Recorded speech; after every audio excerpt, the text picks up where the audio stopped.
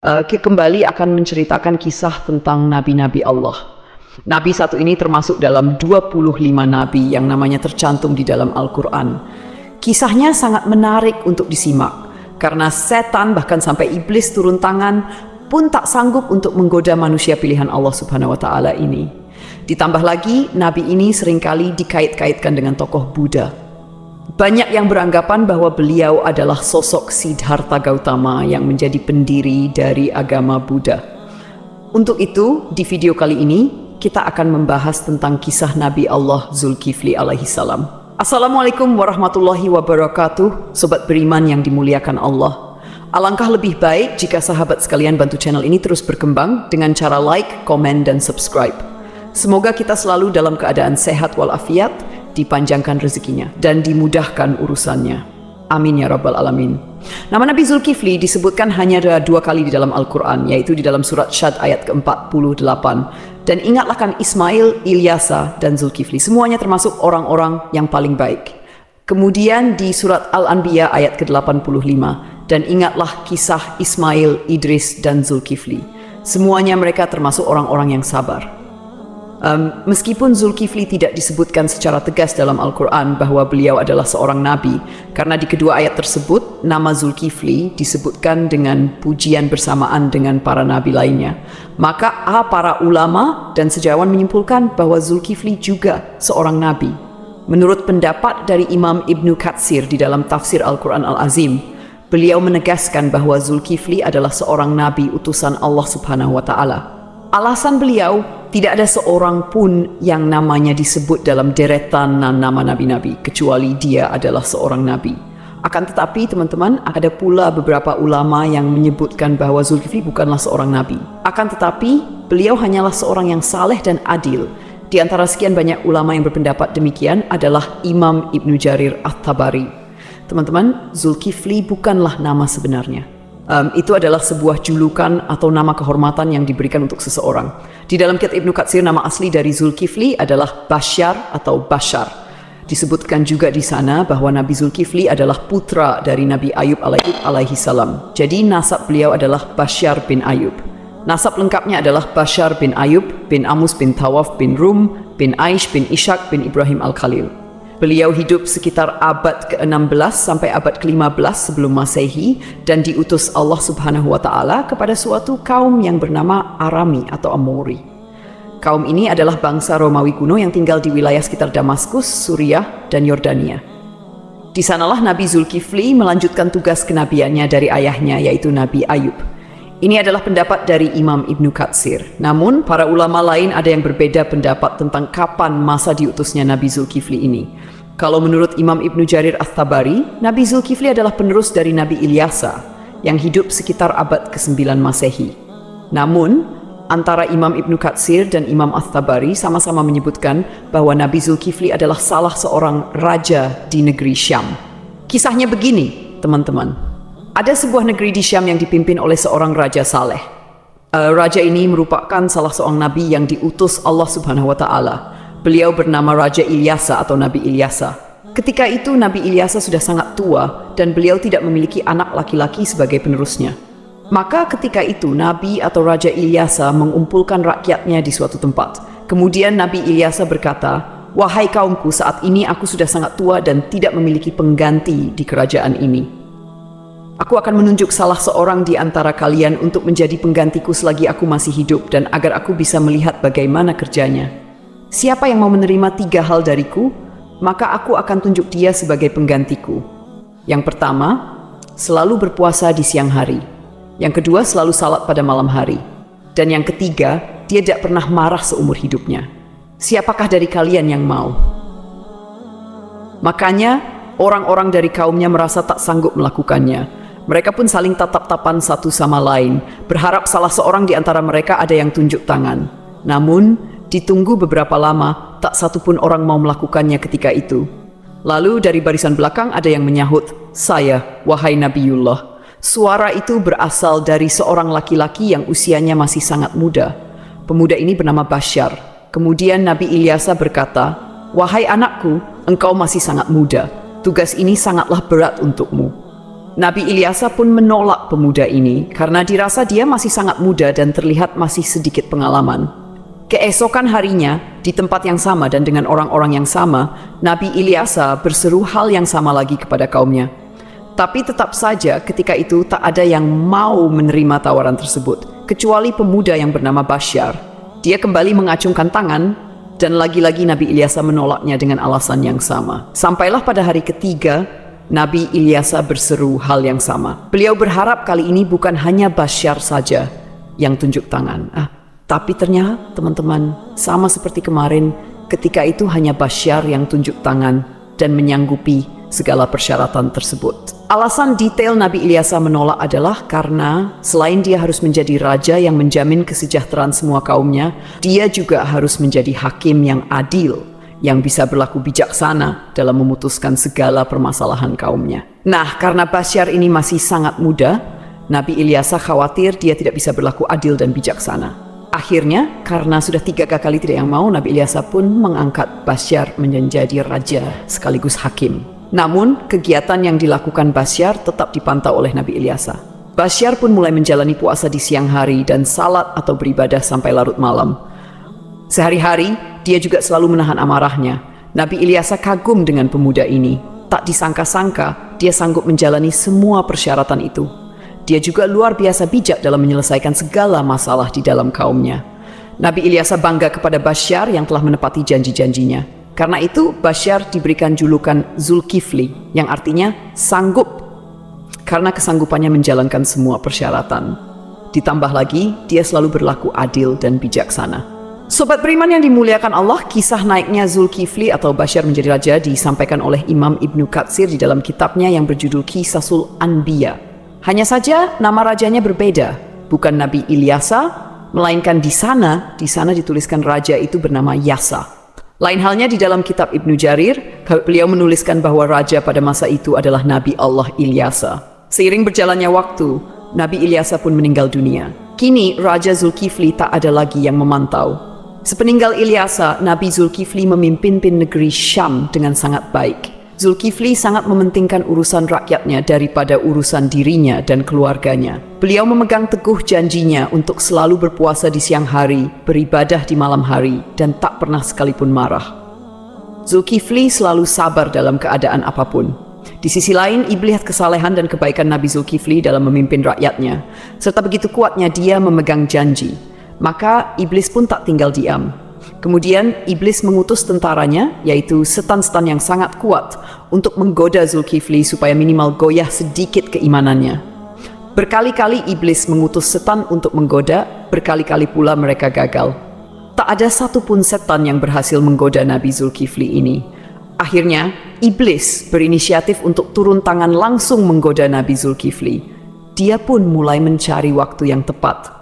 Teman-teman, di dalam kerajaan Nabi atau Raja Zulkifli ini, setiap harinya beliau sibuk dengan urusan kerajaannya.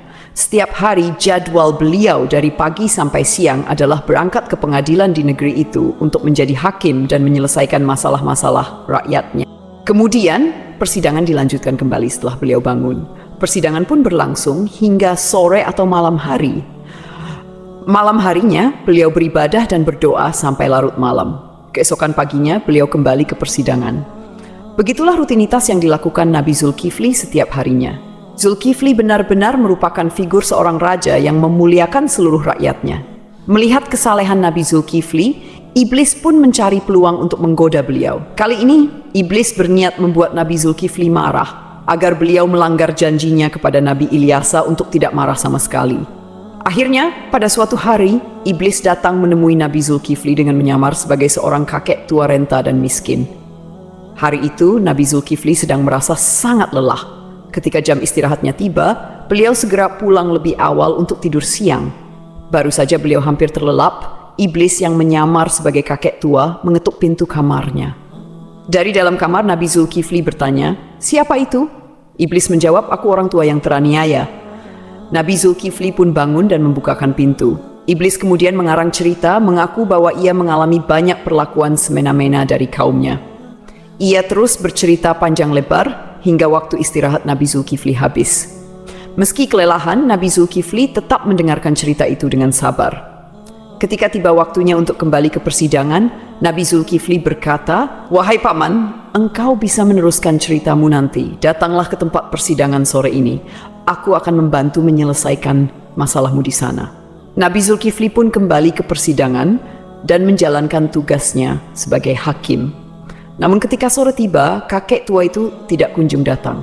Nabi Zulkifli menunggu hingga malam hari, tetapi kakek tua itu tetap tidak muncul. Beliau pun pulang ke rumah dengan pikiran bahwa mungkin kakek tua itu akan datang esok hari. Keesokan harinya, Nabi Zulkifli seperti biasa duduk di persidangan untuk menyelesaikan permasalahan rakyatnya. Beliau menunggu hingga siang, tetapi kakek tua itu tetap tidak datang. Ketika waktu istirahat tiba, Nabi Zulkifli menutup sementara majelisnya dan pulang untuk tidur siang. Namun baru saja beliau tertidur, kakek tua yang sama kembali mengetuk pintu. Nabi Zulkifli membuka pintu dan berkata dengan lembut, "Wahai paman, bukankah sudah kukatakan padamu kemarin, datanglah ketika aku di persidangan. Aku akan menyelesaikan masalahmu di sana." Namun kakek tua itu kembali mengarang cerita, berbicara panjang lebar hingga waktu istirahat Nabi Zulkifli habis untuk kedua kalinya. Meski sangat lelah, Nabi Zulkifli tetap sabar. Beliau berkata, "Wahai paman, datanglah ke majelisku sore ini. Aku akan menunggumu di sana untuk menyelesaikan masalahmu." Kakek tua itu pergi dan Nabi Zulkifli kembali ke persidangannya. Karena tak sempat istirahat, beliau tampak sangat lelah dan mengantuk. Ketika sore tiba, Nabi Zulkifli mencari kakek tua itu di tempat persidangan, tetapi kakek tua itu tidak datang lagi. Nabi Zulkifli berdoa kepada Allah Subhanahu wa Ta'ala agar diberikan kesabaran dan keteguhan hati sehingga beliau tidak marah. Pada hari ketiga, ketika waktu istirahat tiba, Nabi Zulkifli pulang dengan cepat. Hari itu, beliau merasa sangat lelah, bahkan lebih lelah dari hari sebelumnya. Ketika waktu istirahat tiba, beliau menyampaikan pesan kepada para penjaganya, "Jangan biarkan siapapun mendekati pintu ini. Aku ingin tidur. Hari ini aku sangat lelah." Baru saja Nabi Zulkifli tertidur, iblis yang menyamar sebagai kakek tua kembali datang dan mengetuk pintu. Namun, penjaga pintu dengan tegas berkata, "Hai paman, raja sedang istirahat. Beliau tidak ingin diganggu." Kakek itu berusaha memaksa masuk dengan alasan, "Aku sudah memiliki janji dengan raja untuk bertemu hari ini."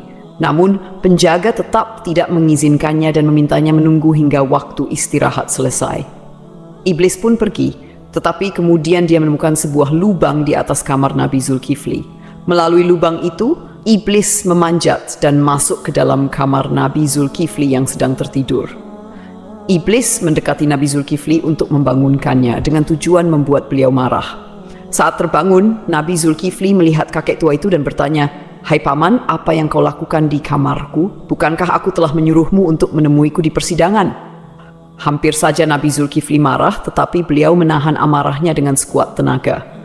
Melihat Nabi Zulkifli tetap sabar, iblis merasa putus asa. Lalu iblis berkata, "Wahai raja, coba lihat aku. Apakah engkau tidak mengenali siapa aku?"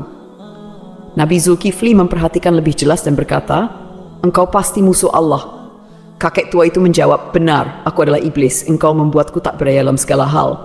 Aku melakukan ini semua untuk membuatmu marah agar kau melanggar janjimu." Namun, iblis akhirnya menyerah karena tidak berhasil membuat Nabi Zulkifli marah. Lalu ia pergi meninggalkan kamar tersebut. Cobaan dari kaum yang menentang.